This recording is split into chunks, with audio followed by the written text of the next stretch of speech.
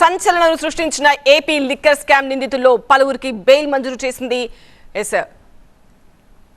దానికి సంబంధించిన న్యూస్ ఏది. సంచలనం సృష్టించిన ఏపీ లిక్కర్ స్కామ్ నిందితుల్లో 12 మందిని సిట్ అధికారులు అరెస్ట్ చేయగా ఎంపీ మిథున్ రెడ్డి సహా 4గురికి బెయిల్ లభించింది.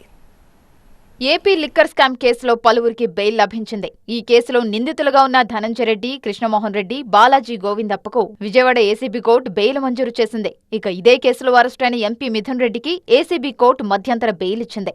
ఉపరాష్ట్రపతి ఎన్నికల్లో ఓటు వేసేందుకు బెయిల్ మంజూరు చేసింది. ఈ నెల 11న తిరిగి సరెండర్ కావాలని ఆదేశించింది. ఏపీ లిక్కర్ కేసులో సిట్ అధికారులు బాలాజీ గోవిందప్పను మే 13న, ధనుంజయ్ కృష్ణమోహన్ రెడ్డిని మే 16న అరెస్టు చేశారు. ఈ కేసులో సీఎంఓ మాజీ కార్యదర్శి ధనుంజయ రెడ్డి A31గా, మాజీ ఓఎస్డీ కృష్ణమోహన్ రెడ్డి A32గా, బాలాజీ గోవిందప్ప A33గా ఉన్నారు. మిథున్ రెడ్డి జులై 19, 2025న విజయవాడలో సిట్ విచారణ కోసం హాజరైన తర్వాత అరెస్ట్ అయ్యారు. ఆయనను ఏసీబీ కోర్టు రాజమండ్రి సెంట్రల్ జైలుకు జ్యుడిషియల్ రిమాండ్కు పంపింది.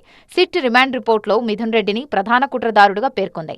ఆయన ఎక్సైజ్ పాలసీలో మార్పులు, డిస్టిలరీల నుంచి లంచాల సేకరణలో కీలక పాత్ర పోషించినట్లు ఆరోపించింది.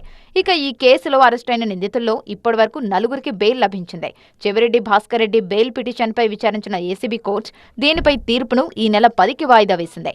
ఇదే కేసులో నిందితుడిగా ఉన్న వెంకటేష్ నాయుడు బెయిల్ పిటిషన్పై తదుపరి విచారణ ఈ నెల 9కి వాయిదా పడింది.